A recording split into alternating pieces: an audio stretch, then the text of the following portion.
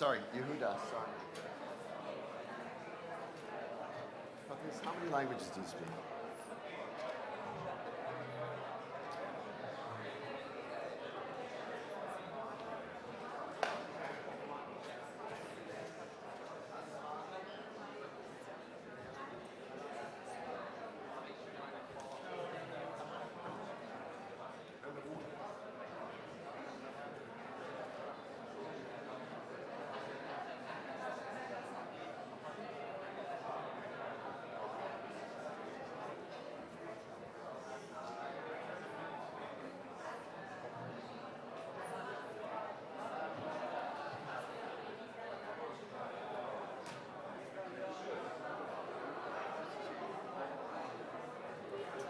People are still missing.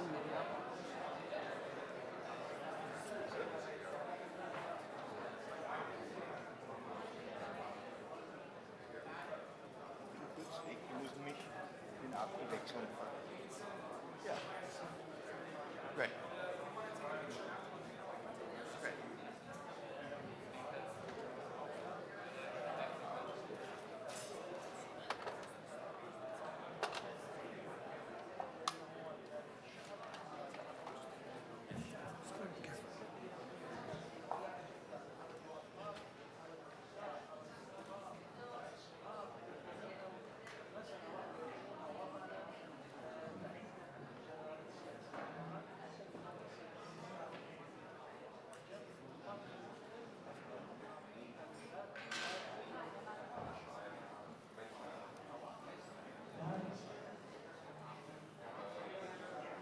Yeah?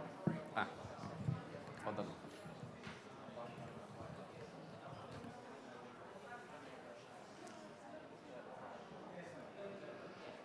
Welcome back.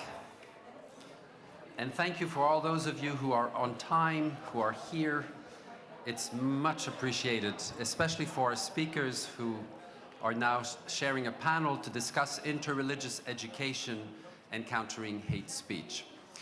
The panel will be moderated by Professor Ridwan Al-Sayyid, a very famous professor of Islamic studies based in Lebanon at the Lebanese University, who has written and published countless articles and books, and he's really a leading figure in trying to understand contemporary Islamic thought and shaping it and changing it in directions that are open to diversity.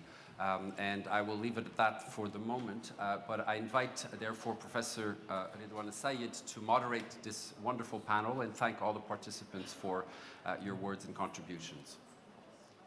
After you. Thank you, Professor Broder. I knew Professor Broder for 20 years in Harvard. He was making his PhD. So I am very happy to see him again. 5 people speaks in this panel. The first is Rabbi Yehuda Sarna. He is the chief rabbi of the Jewish community of the Emirates now, and he served at the university chaplain as executive director at the Brofman Center for Jewish Student Life at New York University. He is a senior fellow at the Institute for Multi-Faith Leadership at NYU, where he designs educational experiences and curricula to train the next generation in interfaith action. Now he is the chief rabbi of the Jewish community of the Emirates. Professor Miriam Dietz is vice dean, يعني نائبة العميد, of Research and International Relations at Blanquerna School of Communication and International Relations, Ramon Llull University, and director of the Blanquera Observatory on Media, Religion and Culture in Barcelona, Spain. رامون لول هي سميت الجامعة رامون لول بالنسبة لي رامون لول اللي كان في القرن الحادي عشر الثاني عشر. Ramon Lol, who was in the 11th and 12th century, who translated the Holy Quran. He's one of the main translators between the two civilizations of the Islamic civilization and the European civilization.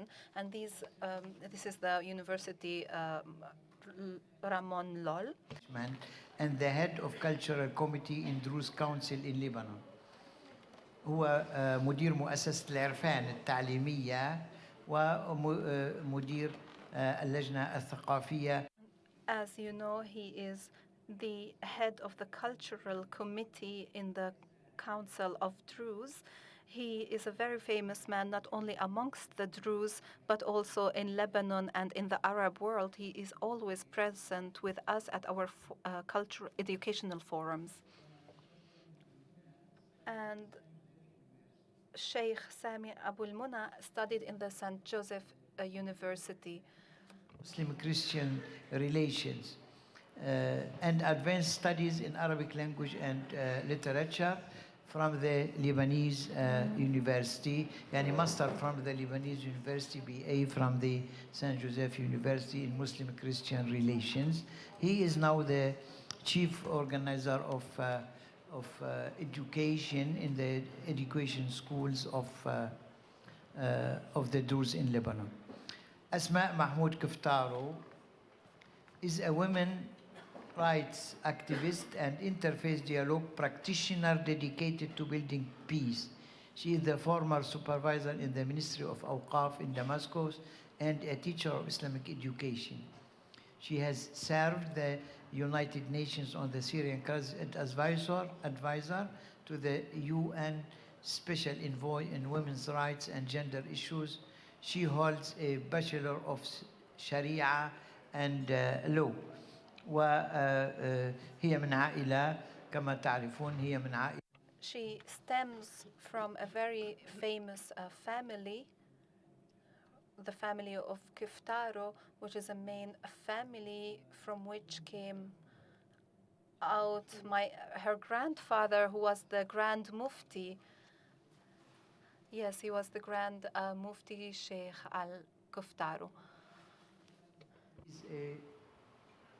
Is a lecturer at the Ukrainian Catholic University and an alumni coordinator, Jean-Paul II Center for Interreligious Dialogue. He has been awarded with several distinctions related to his innovative approach in interfaith dialogue and social issue in 2012.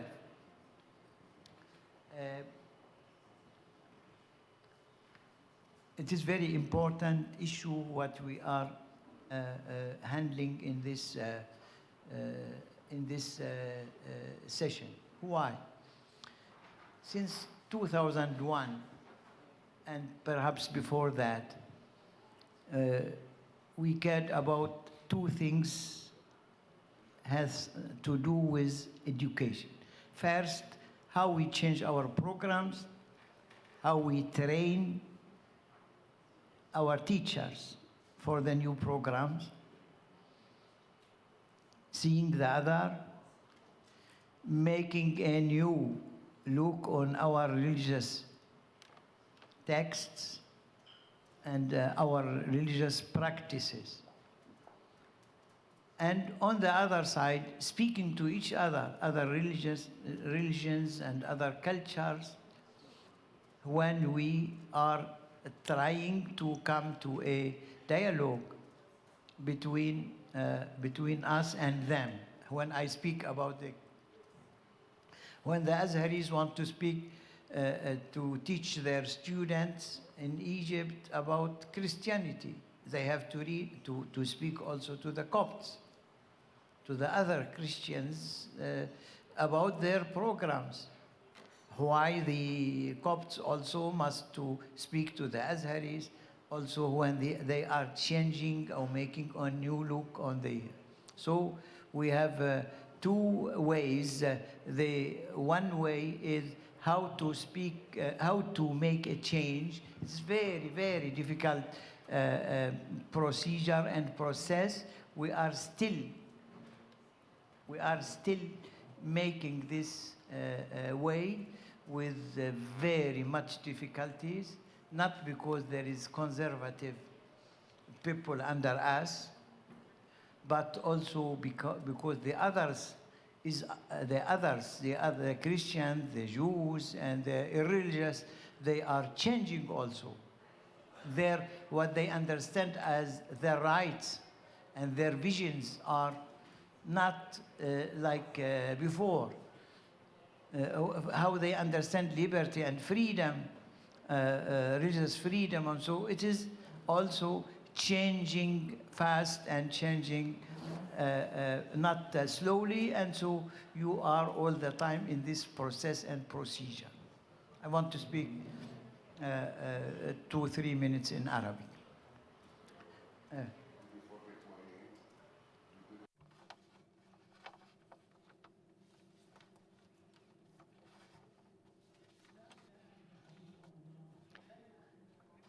Oh, no.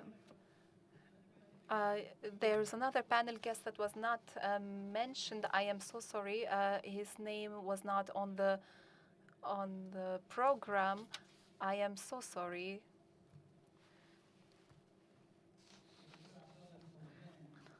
سعادة Of King Abdulaziz Center for National Dialogue. وتعرفت عليه في الخارج وتذكرت أنني And I met you, and I know that you are part of the Council of Shura. Welcome, my friend, my brother.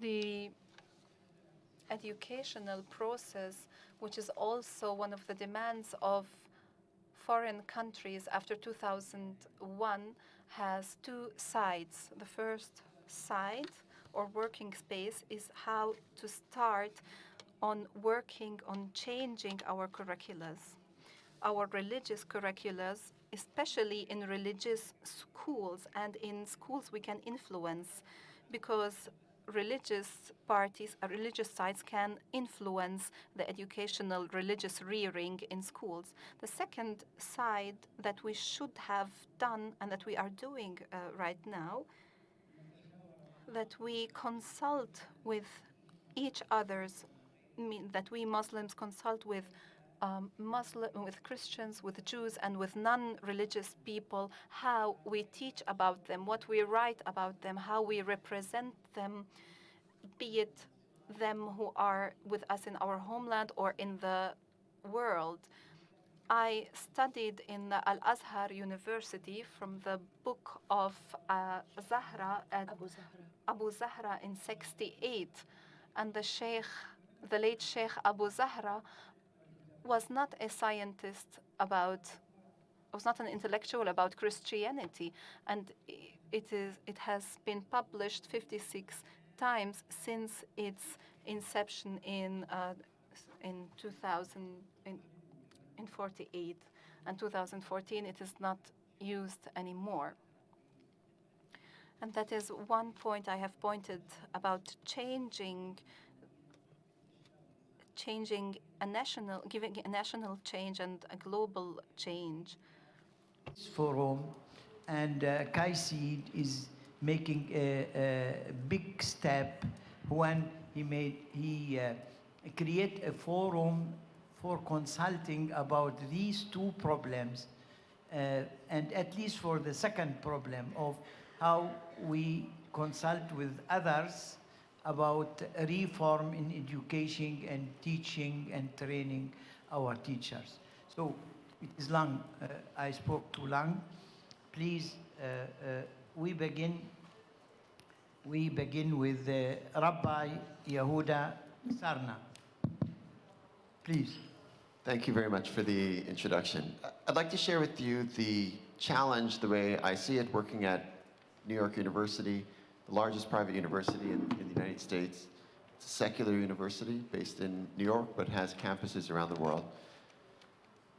And the challenge is this: we live in a world where we are coming into contact with more and more cultures, with greater and greater frequency, and with higher and higher stakes. And unless we figure out a way to both be anchored in our own identity as well as respectful and communicating to those beyond, we're going to be driven to a place of fear and anxiety, and in fact, that's a place that many people today, sadly, reside. And the more we give young people, particularly, the capacity, the ability to be comfortably rooted, securely rooted in their own identity, but also have the muscle to be able to accommodate, understand more and more cultures with greater and greater frequency, and that their interactions come at very high stakes. That is the way we're going to build the future. I'm going to share with you just a story, which is the touchstone for me, a foundation stone for me, and then share with you 4 strategies that we use in the classroom at New York University. In 2001, I was studying to become a rabbi, and I was working part-time in a synagogue in the Bronx, which is a part of New York City. And because I was an intern, I was just a student, they gave me the job that none of the other rabbis wanted to do, which was to be in charge of the very early morning service. And it was on September the 12th, 2001, that I was, of course, it was a service like no other, and we prayed. And midway through the service, the senior rabbi of the congregation came in, and he was covered from head to toe in ash and dust. And after the service, he got up in front of the small number of congregants, and he explained that he had been at ground zero the entire night, ministering to police officers, firefighters, aid workers of all kinds. And he turned to me as soon as the service was over, and he said, "Yehuda, I'm going to go right back downtown now. Can you come with me?" And I said, I would love to, but I don't think I'm going to be able to get past the police barricades. You're an established rabbi, senior rabbi. I'm just a rabbinical student. I don't think the police are going to let me through. And he said, "You know what? I think you're right. Come with me." So we walked upstairs to his office. He took out a piece of stationery, and he wrote down, "Yehuda Sarna is a rabbi." He folded it up. He gave it to me. He said, "Okay, now you're a rabbi. Come, let's go." And I remember with this feeling of insecurity as someone who was 23 years old, freshly ordained. I remember asking him, what was I going to do there? What was my role? And he said in words that I'll never forget, "Yehuda, sometimes it's just important to be there, even if you don't know what you're going to do. Sometimes it's just important to be there." And I remember, with my eyes wide open, my heart wide open, watching him go from person to person, whether they were Christian, Jewish, Muslim, what have you. He would walk over to the people who looked like they were the most despondent. He hugged them, and he said, "I'm a rabbi. I'm just here to say, God bless you." I'm never going to forget that day. I'm never going to forget that day. That to me has been a bedrock, a touchstone. And in the years since, both in my work at New York University, as well as since 2010, I've been going to the UAE when New York University built a campus in Abu Dhabi. And believe you me, when I first started going in 2010, there were no other rabbis who were there. And certainly in the past year, since I was appointed to be the chief rabbi of the Jewish community in the UAE, I've always tried to keep this as a guiding light. That is, what does it mean just to be in a place, just to show up when you don't know exactly what it is that you're going to do, but you know that if you're there, you'll be able to do something, and if you're not there, maybe you'll never know. And I know that I'm speaking to a room where, for the most part, people in this room have had that experience, where we've placed ourselves in front of challenges that are larger than ourselves, and where we don't know exactly, we know that we're not coming in with the expertise that's needed, but we know that we're ready to do our part in whatever the challenge is. And as I said, the challenge that I see today, certainly from the American perspective, is that we are coming into contact with more and more cultures with greater frequency and with higher stakes. And we have to find a way to be both rooted and be able to communicate with the other. And so there's 4 strategies that we'd like to use in our training of undergraduate students, of graduate students. We recently started a doctorate in multi-faith education, and in training in executive training of religious leaders in other university campuses. Here are the 4 strategies. Number 1 is to unlock the power of your own story. Each person has a story. And we use the theory of Marshall Gans, who put forward the idea that everybody has a story of self, a story that's unique to one person, where they've made some kind of choice and where there's been some kind of outcome. And that if told correctly, the story of self is not only a story of self, but also can become, second thing, a story of us. A story that in some way also reflects the feelings, hopes, aspirations, challenges, fears of many other people, even if they don't come from exactly the same circumstance. And so many people, I work with young people, feel like their story is only theirs and no one else will understand it. But as you bridge from the story of self to the story of us, all of a sudden that story can take on great significance and can motivate people. And we train our students to tell stories which are not resume stories, which will get them a job, but stories which are told with vulnerability, where they make themselves vulnerable as they tell their story. There's more to the Gans framework, but that's what I'll share with you at this point. The second is, in a way, the flip of unlocking the power of your own story. It's about a certain kind of listening, which is called radical listening. Radical means to the root.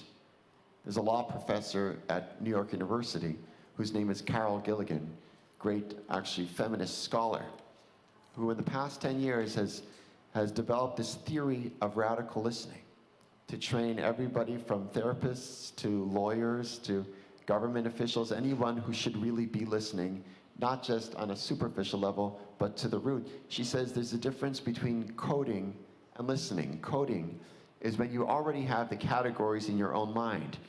And when you're hearing what another person is saying, you're just putting them in the categories that already exist. Listening is when you allow the speaker's categories to become your own. And so she says, listening is what happens when you replace judgment with curiosity. Listening is what happens when you replace judgment with curiosity. The third has to do with canceling class. And that has to do with bearing witness to the harm that actions of hate do. I co-teach a class with the imam at NYU. Our class usually meets in the afternoons towards the end of the day. And we teach these skills, listening, etc. And virtually every semester that we've taught, there's been a time that we had to cancel class. When there's been an anti-Semitic incident, a racist incident, an Islamophobic incident. And when we decide we are going to take our class, canceling class, we're going to take our class to the place where an act of vandalism, an assault, an attack, a graffiti has taken place, in order for people not just to have heard about what had happened through the media, but to see firsthand the impact. More than that, we want people, especially of a different religion, that is, if there was an Islamophobic attack, I want Jews to come to the place where that occurred and to see what it means for Muslims who are there to see Jewish students coming and observing. I would call this showing up. That's the third thing. It's an experience. It's not a technique that's taught in the classroom.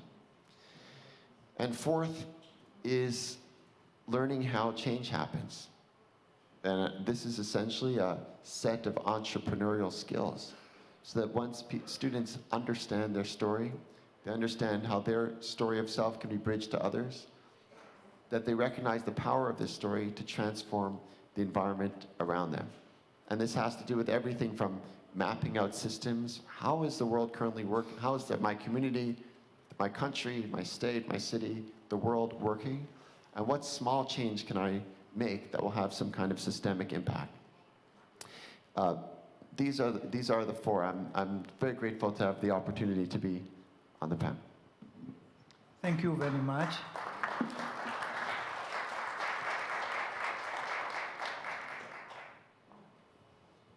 To be just, to listen, and to be a witness. يعني هذه مجمل These are the main pillars and the main points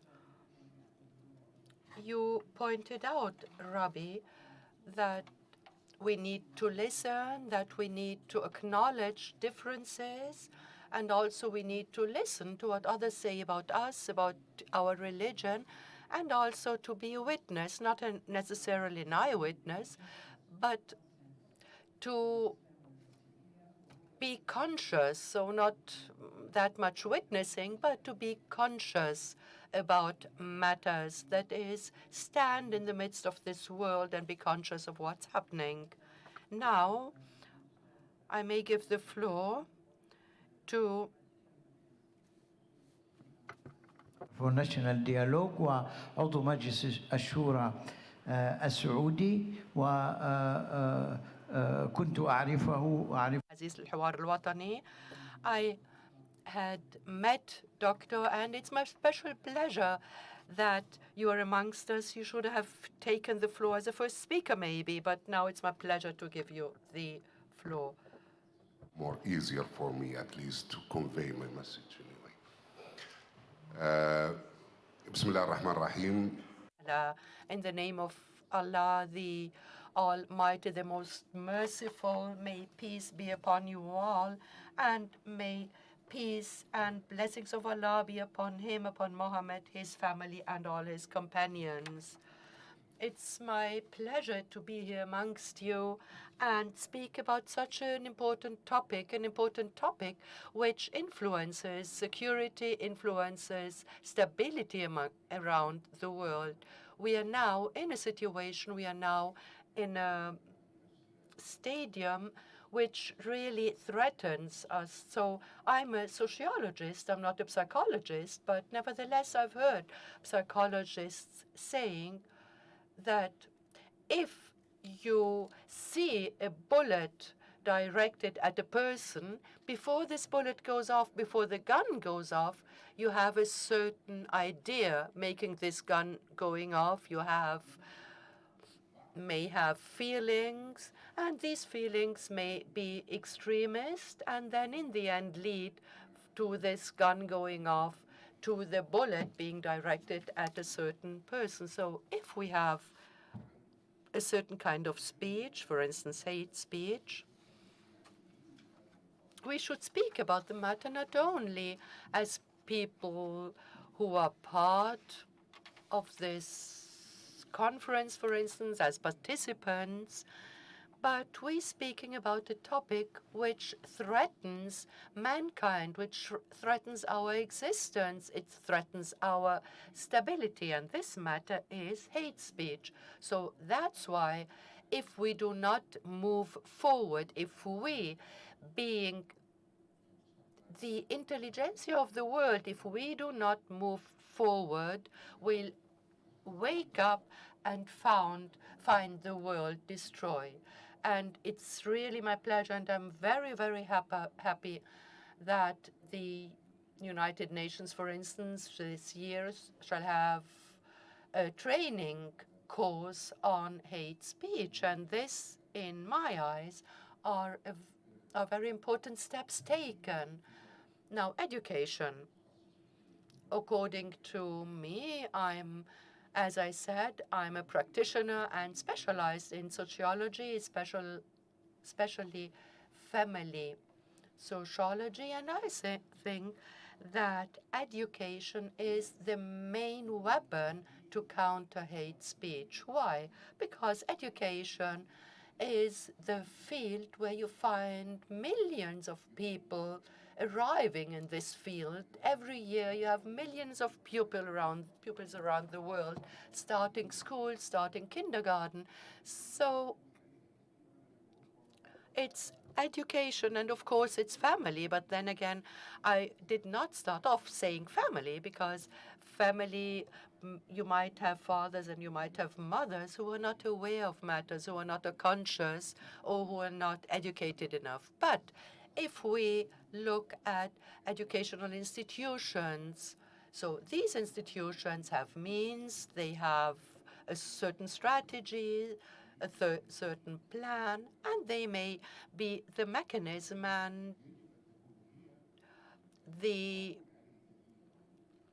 pillar we depend upon to counter hate speech, to counter this threat we are witnessing every day due to globalism, due to matters changing very quickly, due to social media, due to different platforms.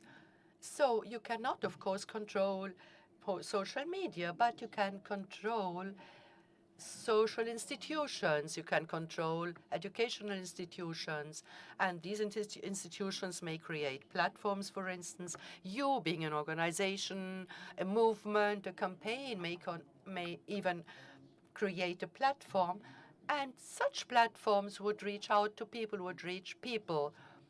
And religion, of course, religions, different religions, are often the basis for creating shared values.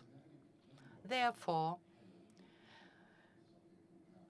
every religion has certain responsibilities, but the threat and the danger is if you have people starting to interpret religion and looking at religion instead of it being a pillar of stability, looking at it and using religion as a pillar for destroying the world. So we need to stick to those common values. We do have common values, human values, between all religions. So looking for and looking after these common values for all mankind, we need to look at, each one of us needs to look at his religion and then state what are the common values and common grounds. And of course, we have the sayings in different religion that God created us as different people.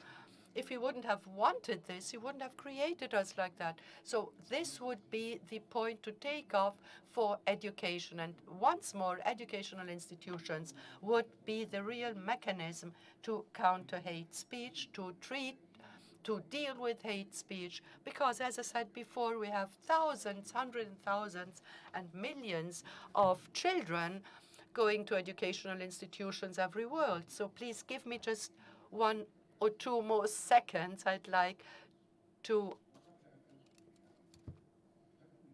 thank KAICIID, and as you know, I also work at the King Abdulaziz Center for National Dialogue in Saudi Arabia. But before starting work there, I was a little boy. I grew up in a little village somewhere in the desert in Saudi Arabia and didn't really know much of the world. And I had certain pictures on my mind which were very negative about the others. So one day I left the village and went to town, which was the city of Riyadh, in order to start my university studies. So I went to university, and still I had these patterns, these very negative patterns. I had very wrong information in my head about faiths, about other religions, about different places in the world. So the University of King Saud, of course, comprised all sorts of people from the Saudi Arabia society. So for the first time in my very life, I met people from all over the Kingdom of Saudi Arabia. All those people came to university, and meeting all those people, this person, this little boy from the village, not knowing anything, not even having an idea about people of some places of Saudi Arabia. So I felt fear, and I used to try not to speak too much to those people. And then a second phase started for me. After the phase of fear, I started taking heart and being brave and started to try to think, to speak to those people. So I spoke to people from the north, from the south, from the west, from the east, and all of a sudden I discovered that those people are humans. They might be Shia, they might be Sunnah, they might believe in other things, but they are human and they share same problems. And we stayed in university. We used to discuss many matters till the day of graduation. After all those years of sharing so many matters, we found ourselves that we need to say goodbye. We are about to graduate, to leave university. So I shared these thoughts and my very special life I had at university and what I learned. I shared it with my friends and discovered that they felt the same. So we need really to look at the images and these stereotypes we have in our minds, to look at them through speaking to people, through talking to people, through understanding the other, through respecting the other. We need to handshake other people, to communicate with other people. In regard to go back now to the place I work at now, at King Abdullah bin Abdulaziz Center for National Dialogue, it was created thanks to late King Abdullah and his wisdom in 2003. This center back then became a platform for dialogue between all people from the Saudi Arabian society. And some years ago, I took the position of Secretary General at the center after Mr. Faisal bin Muammar left to Vienna and left to the KAICIID here. And we found this center being a platform and having national conferences between all people. And before, we did not have such a platform of dialogue. We did not have a platform of dialogue comprising all people and allowing all people to come together, to speak to each other. And thanks to God, we did not suffer from Arab revolutions or Arab rebellions. And thanks to God also, and to the wisdom of our leader, we were able to open up and to wipe out stereotypes we used to have. So this center became the national center, became a center of dialogue for all peoples. And then we thought, well, it might be a good idea to open up. Instead of staying amongst ourselves as experts, we need to open up. We need to speak to students, to university professors, to have academia amongst us. And really, we opened up and we started having workshops, conferences, with the participation of those young people. And I'll shut up in a minute. I'll just have 2 more seconds. Thank you. I'll rob 1 minute of the other speakers. Thank you. Well, education, of course, helped us to now have a number of 4 million students at university. And we really were able to insert the understanding of dialogue between all people in educational institutions. Also, we have a pattern named Stebien to counter hate speech, which especially served the southern part of Saudi Arabia, the Abdul Rahman University, and we spoke to students again, and we asked them, well, what were the reasons for religious wars or wars between different sects or different schools of religions and faiths in other countries? And also we heard their answers, and we let them discuss. We let them alone. We let them discuss. And in the end, through their discussions, they saw that dialogue is the only means, and education would be the only means to have the messages of tolerance, of respect, of accepting the other, of having a positive picture of the other, and of changing the state of minds of people. Thank you very much. No, on the contrary, I think all those present were very happy with your words and also with this very unique example you gave us with the center and with education in the Kingdom of Saudi Arabia. Now, let me give the floor to Professor Miriam Bush. Thank you very much. I connect with the students. We were talking about the students, and I will present now a campaign from students to fight Islamophobia. It is a campaign, sorry, I will use PowerPoint, thank you. Yeah. It is a campaign called Be the Key. It is a reaction, a positive reaction in Barcelona from students at the university after a terrorist attack 2 years ago. So the students of communication and international relations, they thought that they needed to answer positively to what happened, and they create this campaign.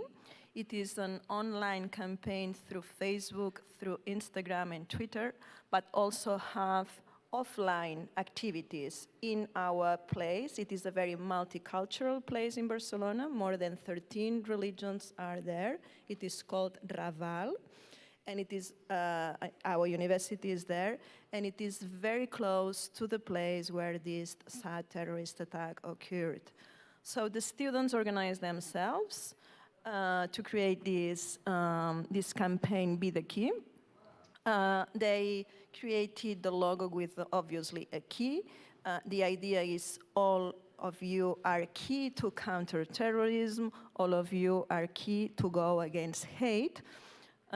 Interestingly, they are not Muslims. This is a Catholic university, and they come from secular background, some of them. Some of them are Catholic.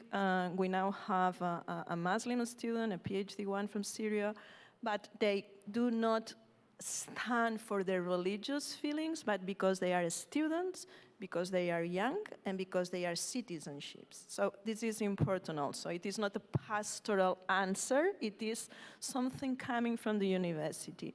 So they have this key. This key goes global. They are invited in different kind of initiatives. Last week they were in Serbia, next week they will be in Egypt. They travel a lot, the students travel a lot.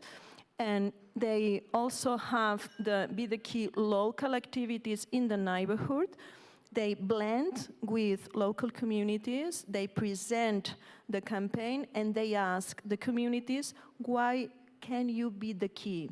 If you are a Jewish community, if you are a shopper, if you are a barman, why can you be the key? So they organize activities in squares, in the streets, and also engaging, obviously, Muslim communities, because I have not said that, but after the terrorist attack, the Muslim community in Catalonia, but in Spain was terribly, terribly targeted.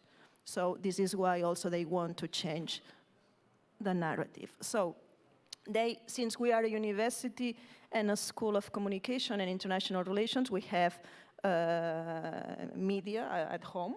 So they invite people from different religions to explain their stories. So Be the Key stories are witnesses from people explaining who am I and why I think I can change the narrative. Since we are journalists, I am a journalist myself also, they are very present on media. I think it's very important to have an impact on media and to invite media and to explain media what the campaign is. They are very good at it. They are also doing that in 7 languages. They post stories, quotes in 7 different languages every day on media. One of the interesting things of this campaign is that they partnership with other associations. They are so open, so if you want to partnership with them, they are very happy. And I am just a coach. The interesting thing is they are my students. I am a professor of communication and religion and international relations, but I am not doing anything. I am just suggesting them to go and to explain things. Sometimes I just prevent them from mistakes, but sometimes I don't. I mean, I just leave them with their mistakes, and then I said, no, perhaps that was not correct, and we could fix it up, but I really leave them alone.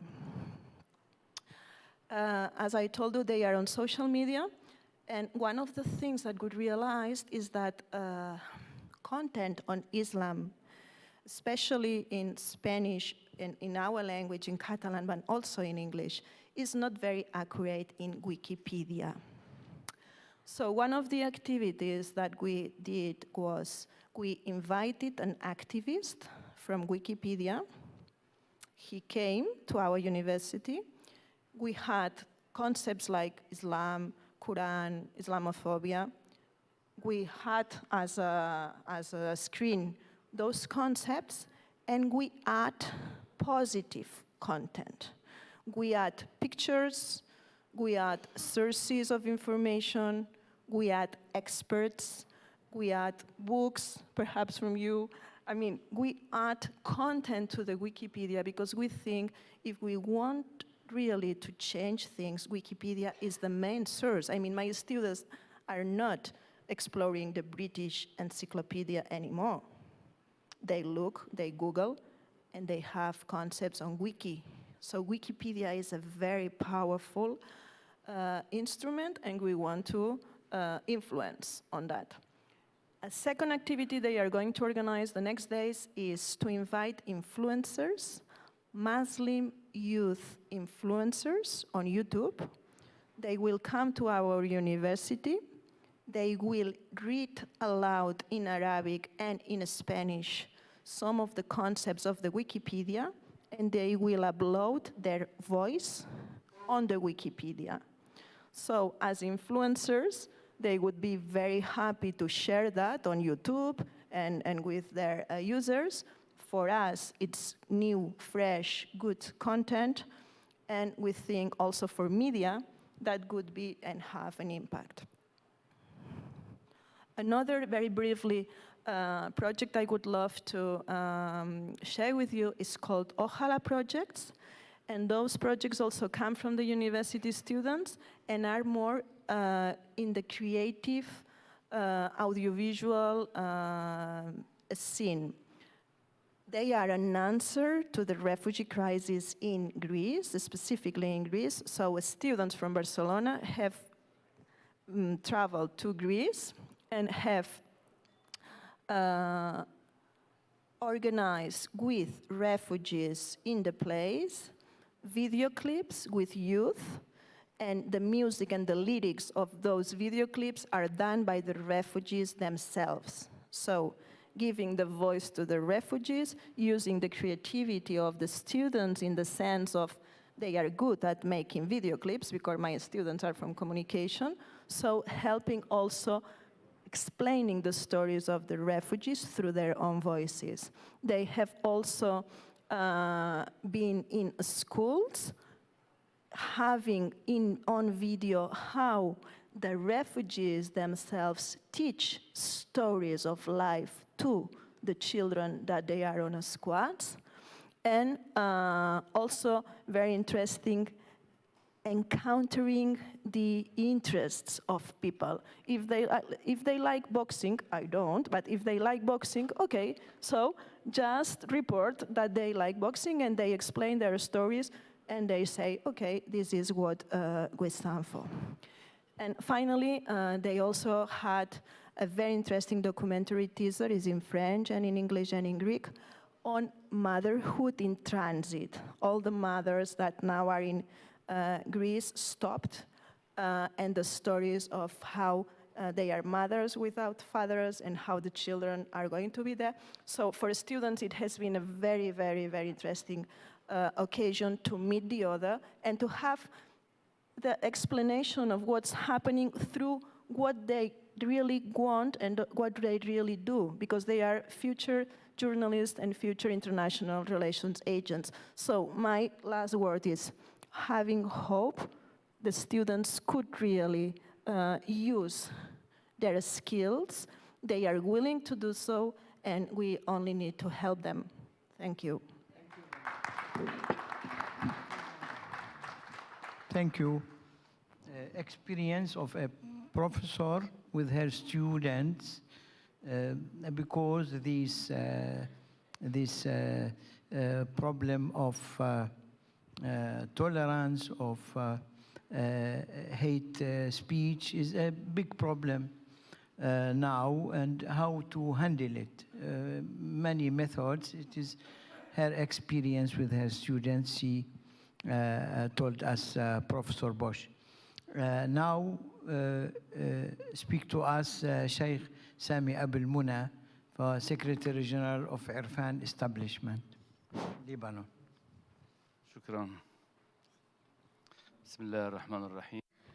In the name of Allah, the most gracious and most merciful, I would like to greet you all and express my thanks to the KAICIID International Dialogue Center for this invitation to the conference. Now, when speaking about the theme of the conference and hate speech, there must be mention of religion and media and policies as stated in the conference theme. And in religion, we must talk about the religious education, which can be inclusive for all diversity. And so this theme maybe is quoted from other themes of our initiatives and activities in Lebanon in the case of citizenship, which is the inclusive citizenship for all religions. So all religious education must include the cultural and religious diversity in it. There are many questions that must be asked about religious education. We know that there is inclusive religious education that is diverse, but there is also the other side of the religious education that is only private. So there are many questions that must be answered, that we must shed lights on it about the religious education. How could it be possible for the inclusive religious education to elevate itself to the level of spiritual religious rearing? And are there differences in spiritual rearing among different religions? The second question, are there objections hindering us learning from each other and getting to know our religions and the different religions to benefit from it, from their truths and meanings, so that we can all realize that the truth is not limited in one specific religion rather than the other? And aren't all religions a chain of blessed revelations that was given to the prophets to complete each other and not to undo the following or the prior? So why don't we look at religions as a series of chains, a chains of circles that if it rips, all religions will be affected. The other question is religion the goal in itself, or can it be means to achieve a higher goal? The higher goal would be the humanity of people for which the religions came. And so if the goal is one, isn't it the goal one because every human is equal? And finally, is there a difference between hatred and compulsion, or are they interconnected? Because compulsion of people means contempt for the opinion of people and forcing them to believe something. And the Holy Quran has prevented compulsion. In its holy verse, there is no compulsion in religion, because hatred is the animosity, and it is a satanic act and disrespect for people. And as the Holy Quran has stated in its verse, Satan only wants to cause between you animosity and hatred. And so both hatred and compulsion are expressive of a feeling of superiority and negativity and inhumane notions. And of course, religious education has a great role in fostering the culture of dialogue and containing the hatred speech and finding ways and means to prevent hatred speech. But we must recognize that education is a double-edged sword. It can be a means to raise people for racism and hatred and apostatism, or it can be a method for openness towards religions, cultures, and understanding the other and living with the other. And it can be also a way of building openness and peaceful relationships. And in order for the religious education to be that, it must be diverse. It is imperative for it to be diverse and not limited in certain approach that leads to racism and isolationism. So our mission is to push towards the positive role of religious education to confront any negative role that some institutions can do it, so that it can be a doorway for elevating and developing a way to teach the human soul to achieve the goals of the noble heavenly religions, and so that so that education is not merely pushing information and dictation of information. And in order for it to be a humane education, it must be an approach to togetherness and not divisions, and an approach for understanding all religions that might convene all people, and it has to be included in the histories of the religions and its basic principles. And this will contribute to the common knowledge of other, which leads to respecting others and to the social cohesiveness and peaceful coexistence. And in order to empower the relationships between people of different religions and build bridges of peace and love, dialogue is a very key point. And this is why dialogue has been the main theme of many conferences and forums in the last 2 decades. It was very important that dialogue takes center stage in all efforts for preventing extremism and facing corruption, facing hatred speech. And there have been many declarations that we have to benefit from, declarations of common agreements and understandings in the field of education, that we can put the content of these declarations in the curricula of religious education based on the principles of diversity. And when we look now in this conference about the role of religion, media, and politics, in containing hatred speech, I believe that religious education is a pivotal part of religion, and it can crystallize the role of religion in this mission as a means to exchange religious knowledge and to understand other religions and decrease racism or extremism, not just only by learning about the other, but learning from and with the other. And this is the effectful way to learn social skills and human knowledge and just social and emotional positions that help to live in cohesion and peace with the other.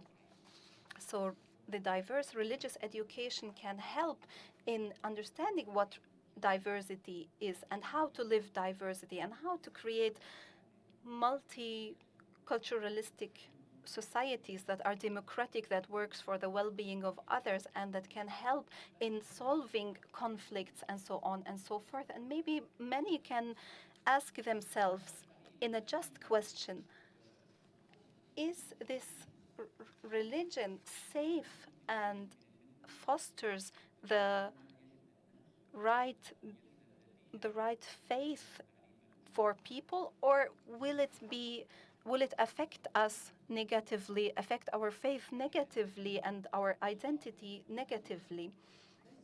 This is a just question, but I believe that diverse religious education does not mean abolishing the religious identity and the characteristics of every religion. No, rather it means how can these characteristics interact amongst each others, amongst their different characteristics? How can we widen our sphere of understanding in the religious education? We don't want to make the sphere in our cooperation narrower. We want to make it wider. We shouldn't be afraid to lose our religious identity if we put forth diverse religious education. No, it is on the contrary. It is an ethical goal. It is a social goal that we can strive to achieve, that can save us. It is not a means of building a new religion or building new doctrines. No, it is a way of meeting together in all our religious identities to elevate to the human level of what we need. One religious book for religious education between Muslim and Christians. The Christians could make from their different confessions, they could make one book for religious education in the official schools of the state. While we Muslims, three confessions, we could not make one book for religious education till now. Now we come to Madam Asma Kiftaro.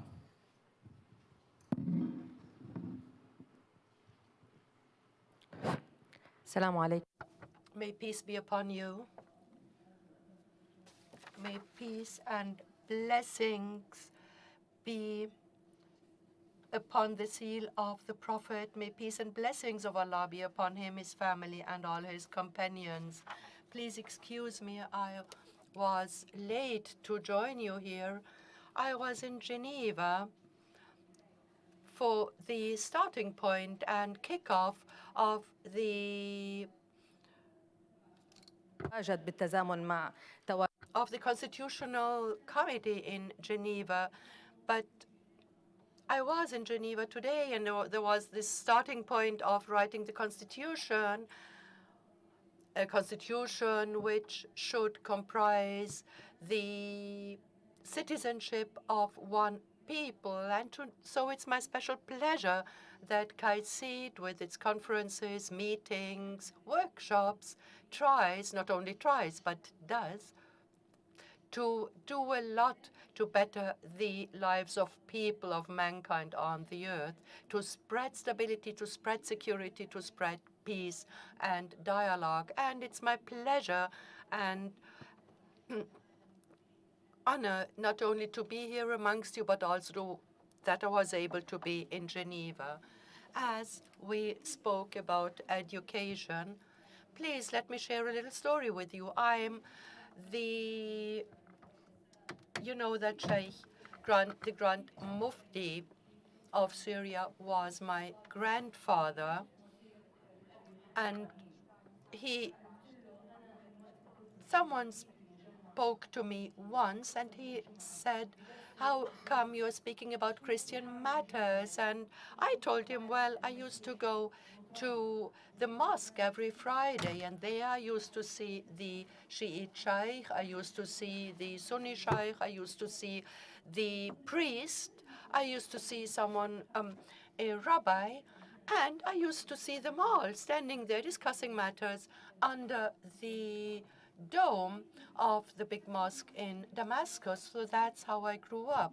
And once I went to the part of the mosque which is for where which is reserved for women, and I saw a woman there. She was sitting on the ground. She didn't wear neither a veil nor cover her hair, and I sat down. And back then, it was my grandfather holding the Friday's prayers, and when we were finished, they wanted to have an election for the spokeswoman for the Grand Mufti, and it was Colette Khouris. It was this lady who was sitting there without a veil. But please let me go back after this story. Let me go back to what I had prepared. Of course, today education is not anymore only about spreading information or spreading knowledge or sharing knowledge. Today, educational institutions are more about being a proactive, a reactive institution, being an institution of communication, of creating matters, and also of taking up challenges. It was once upon a time that educational institutions were only for education.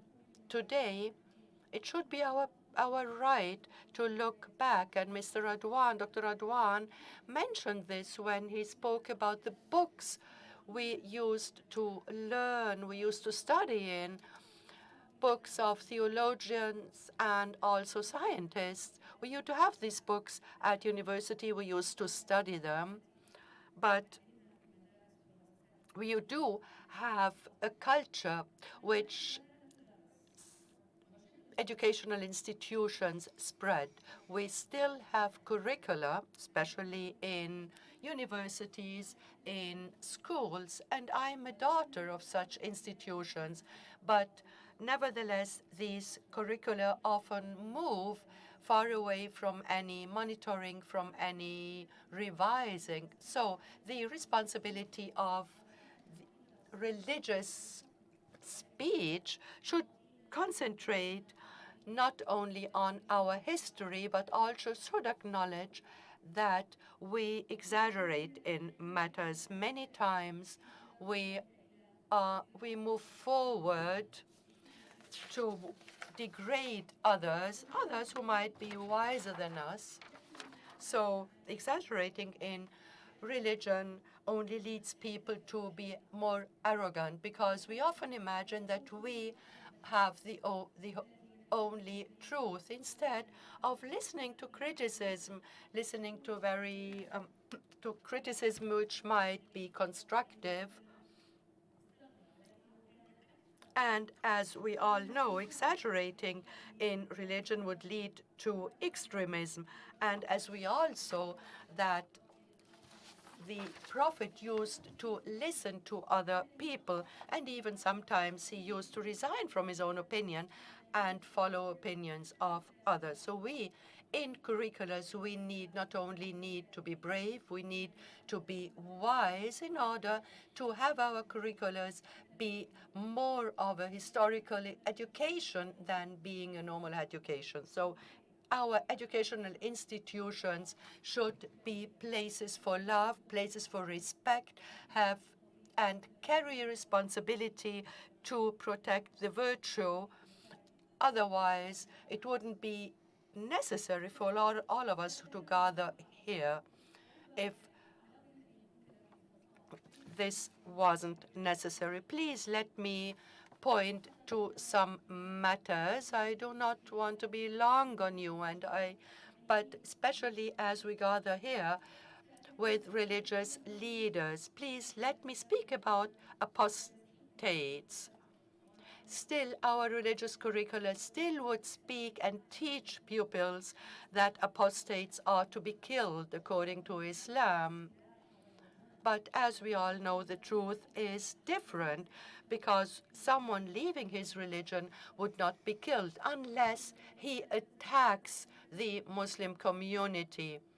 But we are still clinging to this very understanding that an apostate would be someone saying this or saying this or having this opinion or the other opinion.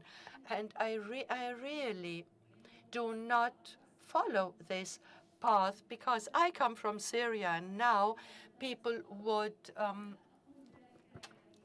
cut off heads of other people in the name of God and in the name of the religion. This is the reality I saw. This is the reality I lived. In regard to the jizya, as you know, the jizya would be the tribute asked from non-Muslims to pay when living in a Muslim community. As the Quran would say, fight those who do not believe in Allah or in the last day, or who do not adopt the religion of truth from those who were given the scripture. Fight until they give the jizya, the tribute, willingly while they are humbled.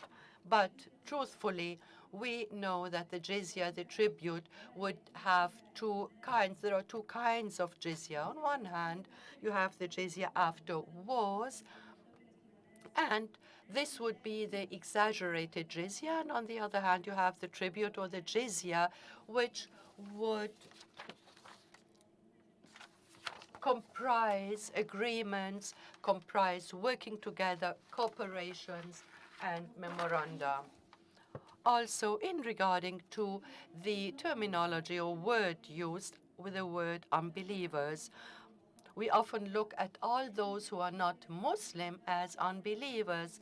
This is very negative, and this is to separate people. This is to create hate between people, because those people saying this would believe in the Prophet, for instance, but they would not think further. They would not see that when they name or state that others are unbelievers, that in reality they would attack the Prophet. We might say, for instance, instead of saying unbeliever, we might say he or she is a non-Muslim.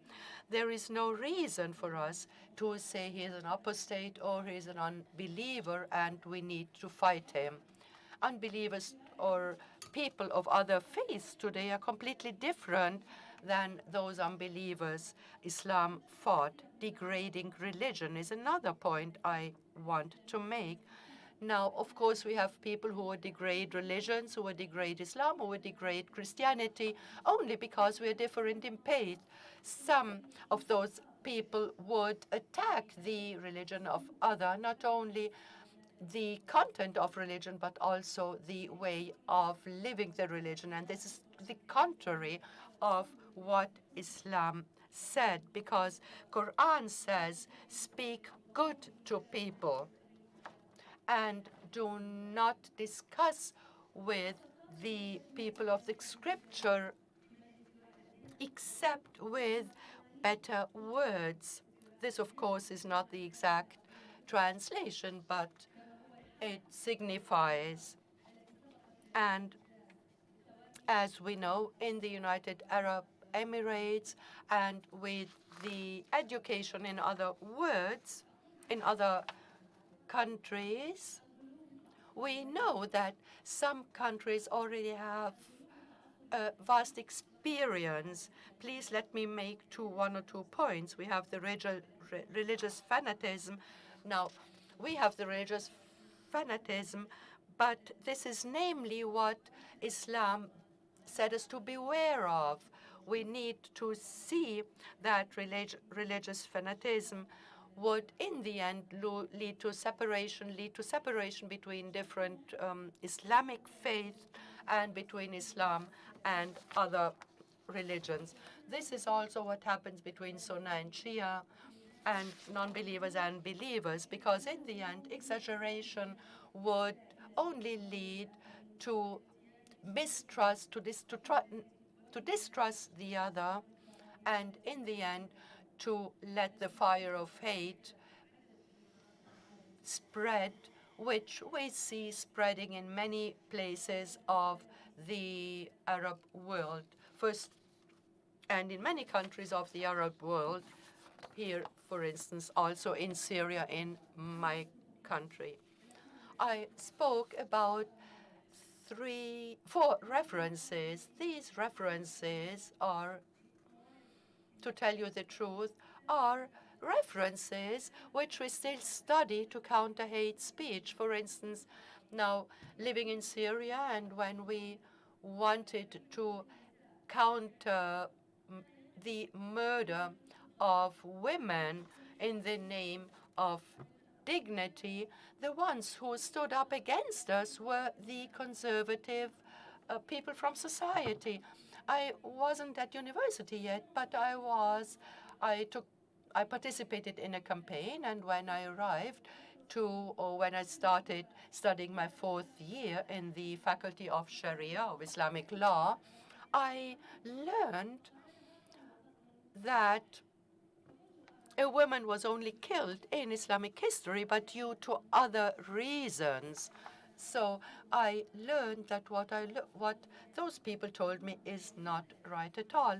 So sometimes the constitution we believe in is different from the constitution we live in. Dear ladies and gentlemen, the first responsibility goes to the educational institution. The educational institutions would bear the responsibility in order to build up a constructive dialogue, the dialogue of peace. I shall not speak about women's rights because, as KAICIID knows, as some of you would know, I'm a defender of women's rights.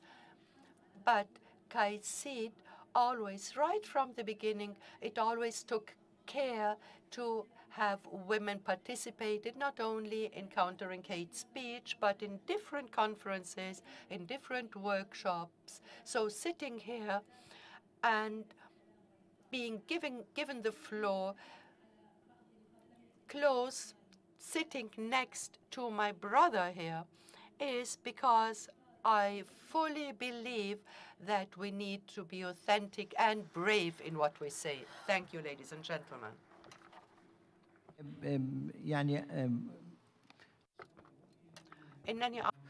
Many important things were discussed, and I mean the public must.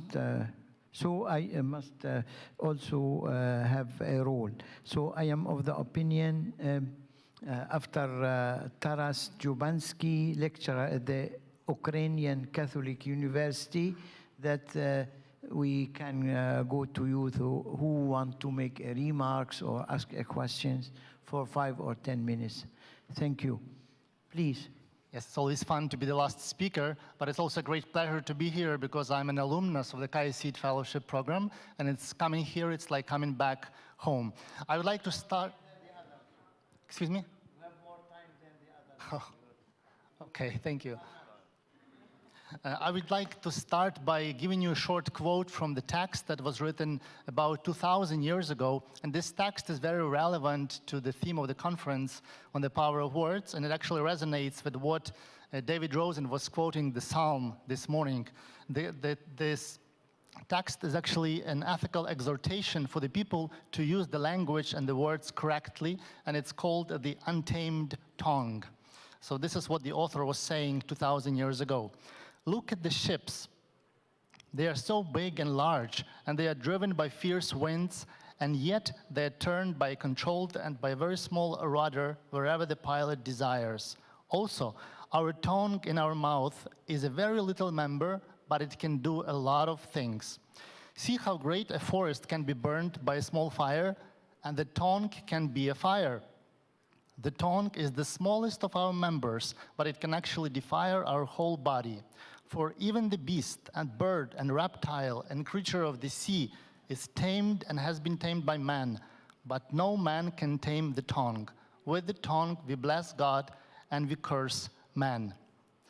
So you see that the things that we are discussing today, the hate speech, it's not really something new, but what is new in the context is the historical context that we live in, because today with the technology, of course, we can do a lot of damage by using social media. For Christians, of course, who are in this room, you might recognize that this passage is from the New Testament, from the letter of St. James. Now, working in the academia for a couple of years now, what I noticed is that as a Catholic, what we very often do in our religious institutions, that oftentimes we pay so much attention to ourselves and we really ignore the other. So what we are trying to do at the institution where I teach, at the Ukrainian Catholic University, is to introduce courses in interreligious dialogue and interreligious education. And this is very, very important because, as the previous panelists were saying, today there is a great need for a new hermeneutics of openness, and this is the task of the theologians and of the academics. I'll give you a concrete example. Now in Ukraine, as you're probably aware, we have the war with Russia. We have the Crimea Peninsula, where we have a lot of Muslim Tatars who live there. So the Crimea is the next. We have the fighting in the east. And in Ukraine, we have 2 million internal refugees, so the IDPs. That's a lot of people. And when the war started, a lot of those people were leaving their homes because they were destroyed, so they were going to the west of the country. And of course, in the media, there was a lot of sayings, oh, look at those people, they're going to take your homes, they're going to take your jobs. But the religious leaders, being wise, and the religious institutions, what they did is they tried to use the passages from the sacred scriptures, especially the passages which refer to the hospitality, and saying, look, a lot of prophets were also persecuted, so we really need to welcome these strangers. So this was a practical application of the exegetical tools in the interfaith dialogue. One of the interesting projects that my university is actually involved is, and I think this is what the interfaith dialogue, especially in the academic circles, have to move on to, is what do we do as academics with the passages that are problematic, quote unquote, in our sacred texts. It's not to say that the sacred text is bad, no. It's to say that there are people who would take out of the context certain passages and they would use them to their bad purposes, to incite violence. So we as academics, I think, really have to focus now on what do we actually do with those passages that incite violence or that are used by the extremists.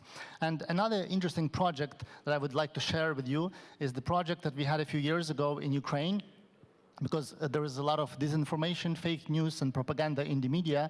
So what we did is we brought together representatives of the Abrahamic religions, Muslims, Christians, and Jews, especially those who work in the media, and we organized a school of interreligious journalism for them. So they used their resources and they taught each other of how they can distinguish what is true and what is fake in the medias. And I have, at the very end, I have a very short video to show to you. It's a 1-minute video. And actually this project, the School of Interreligious Journalism, it received a prestigious award last year here in Vienna. It was given to us by the Austrian Foreign Ministry here last year. So please watch the video, 1 minute.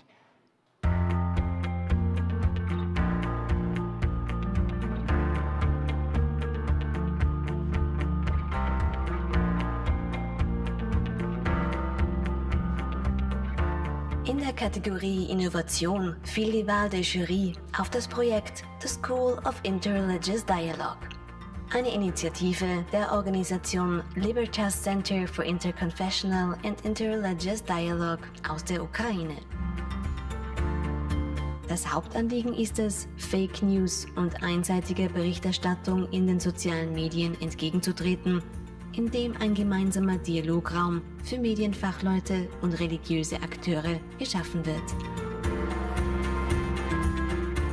Wir haben den Innovationspreis sehr gerne und mit voller Überzeugung in die Ukraine vergeben, weil wir der Auffassung waren, dass die Kombination zwischen journalistischer Arbeit und Handwerkszeug mit Journalisten umzugehen, gerade im Bereich des interkulturellen Dialogs und gerade in einem Land wie der Ukraine extrem wichtig und relevant gewesen ist. Die Initiative ermöglicht es, Wissen über theologische Details und das Handwerk der medialen Berichterstattung bestmöglich zu kombinieren.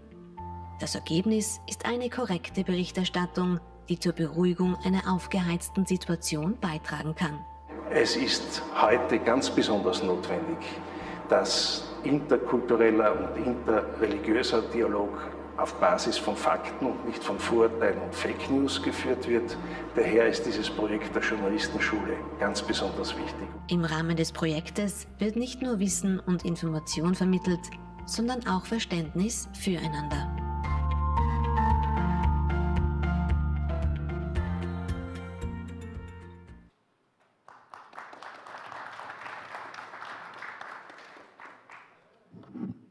Thank you very much. We can go now to the public, to the floor. Who want to make remarks or ask questions or make a discussion?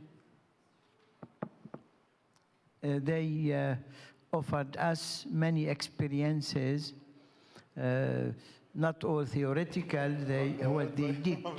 4 of them, 5 of them, they offer for us their experiences, what they did, what they found as reaction, what they think about to do further.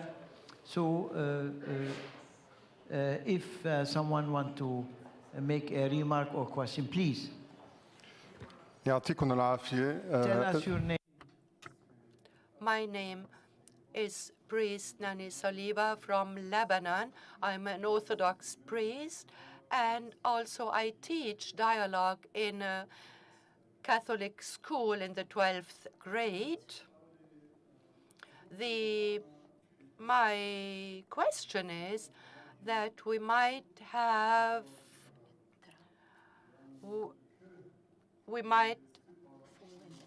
a misunderstanding here, or even have reached a trap, if I may say so, and speaking about hate speech, countering hate speech, because speaking with a dark heart does not get us anywhere. So as we heard, there is no compulsion in religion, in Islam. So I think hate speech, countering hate speech, should be looked at.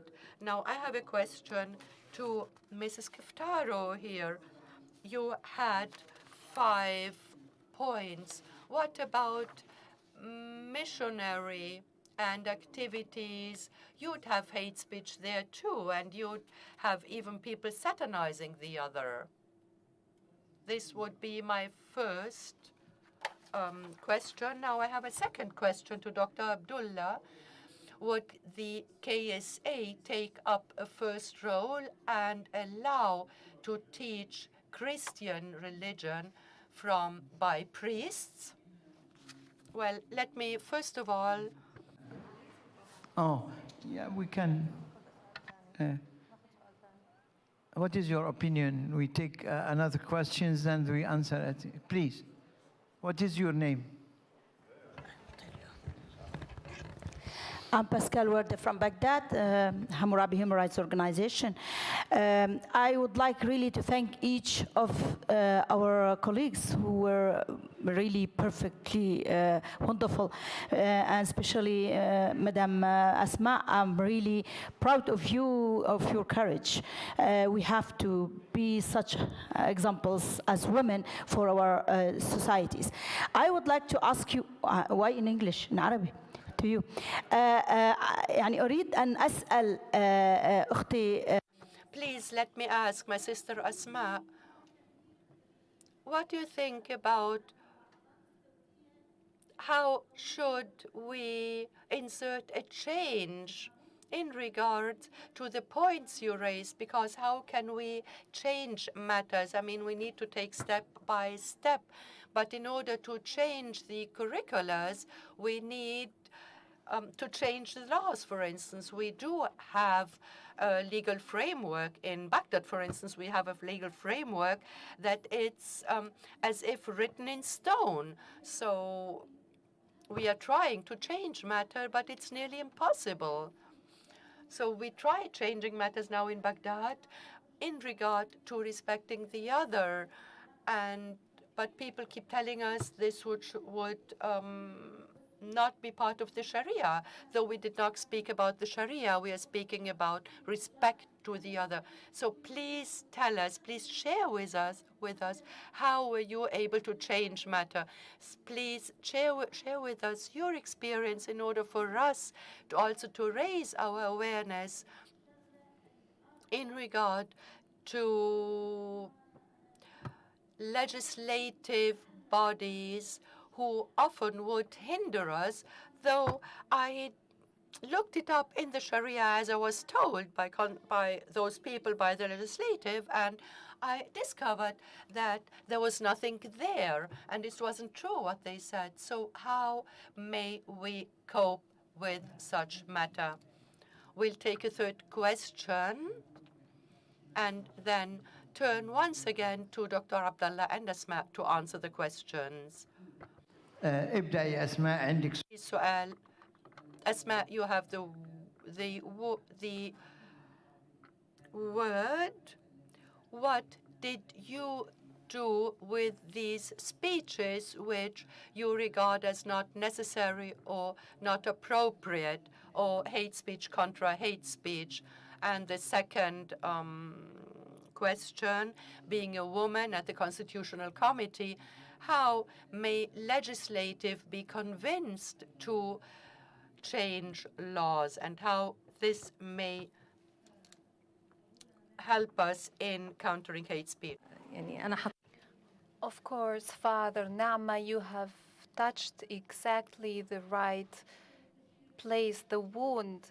And of course, missionaries should be rational and in a way that the religion has commanded us. And we appeal on all religious leaders that they go back to these religious teachings and to the words of the Prophet, may the peace and blessings of Allah be upon him, to be rational in their way of missionizing. And I believe that the KAICIID Dialogue Center is really working in this, is really working on this path, and is working on bringing up a cadre that can go on this path to fight. Of course, the constitution, we haven't set it up yet, but we are on the way. We are in a real battle to manifest the human rights and the women's rights and the equal rights for all in this constitution. We are still in the beginning of a new process, but we are hopeful going into this process, especially as women.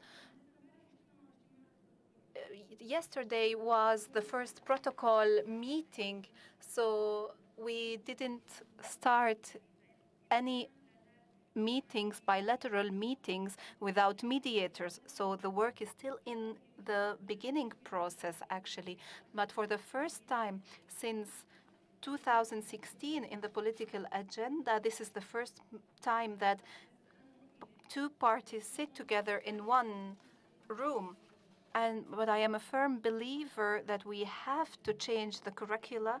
We have to open all books and review them and raise awareness of the new generations for what is appropriate to their times and circumstances. But I believe that we as men and women, as religious leaders, have to work and go this path in fighting for the real Islam. I don't want to say that there is a moderate Islam and there is a extremist Islam, but I think there are moderate brains and extremist brains.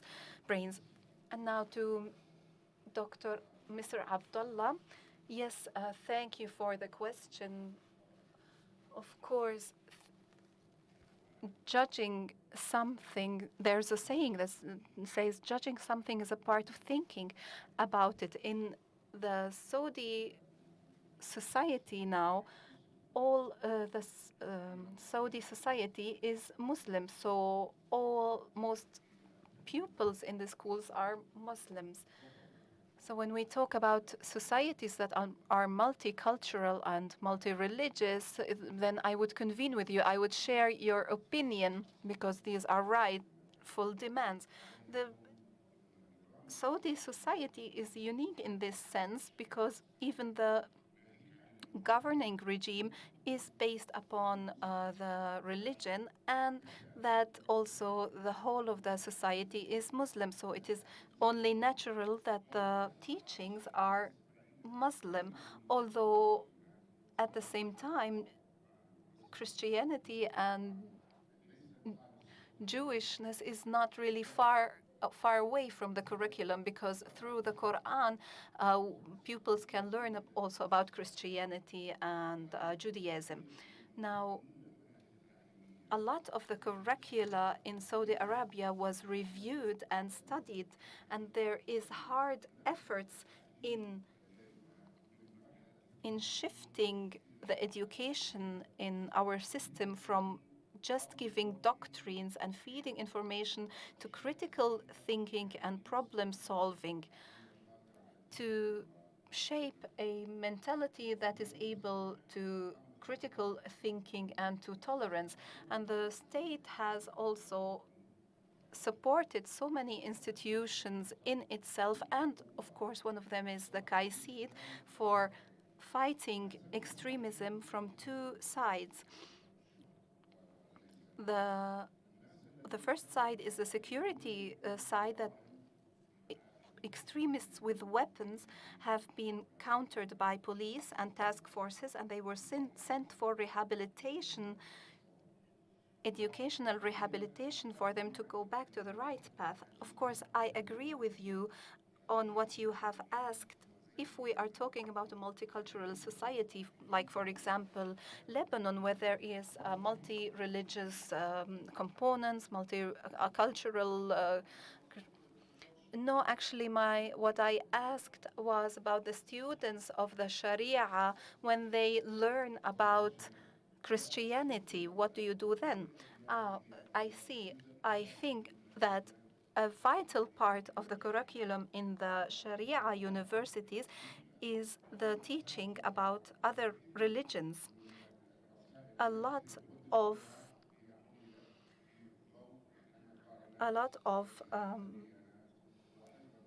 theses for master or doctoral theses are about studying different religions and different approaches to religion. Thank you. Thank you. His Excellency, the Secretary General, Faisal bin Muammar, would like to comment. Thank you, Dr. Radwan. We have taken a much longer time than we wanted, but sometimes I would like to be an objective commentator, but I would like to comment on the speech of Dr. Asma and Dr. Abdullah, because we work a lot in countering extremism and hatred speech. And of course, our theme for the conference is countering hatred speech. I believe we should try as much as possible to come out of this extreme focus on the irregular and to concentrate on the majority, on the positive majority, in order to counter extremism. So, for example, we know that what has happened in the Arab region, especially because of ISIL and Al-Qaeda, was because of a thought process that grew in the mountains of Afghanistan, because of Al-Azami and Al-Maqusi and stuff, and Al-Maqdisi, and we know that they did not take their teachings rightly, as these people like Al-Zarqawi and Al-Maqdisi think that this is their canon.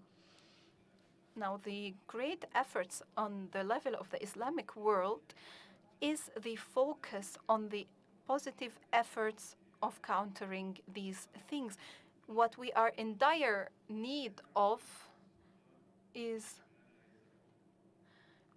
that God gives a sultan or a ruler so much more than what God has given power to religion. So there are the matter of legislation, the rights that are all in the hand of the government. And so in my opinion, and after 30 years that the religion, the Islamic religion, has been kidnapped in our region, that we have to push forward the positive sides for positive legislations in the movement of,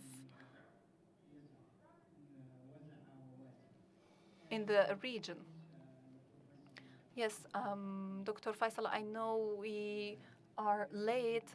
Professor Brodeur told me that, but Asma would like to comment in just half a minute. Should we hear her out? Please, go on. His Excellency Dr. Faisal, I believe completely that we have to focus on the positive sides. I believe 100% in this, what you said. But in another aspect, we have to solve the roots of the problem. Thank you. I'm sorry for taking so long. Yes, I understand. I am a scholar of Islamic studies, and I worked on the reform of the Al-Azhar and reform in Morocco and Lebanon. And there are many aspects that are not taught now. And unser teacher, Al-Bouti, started in 1969 in it. And so many things that you have mentioned, we have got rid of them in our curricula, even the curricula of university. The discussion is, but still people are killed upon these doctrines, but no, they are killed without basis. I would like to thank you all from the bottom of my heart. Stay for the picture. Stay for the picture.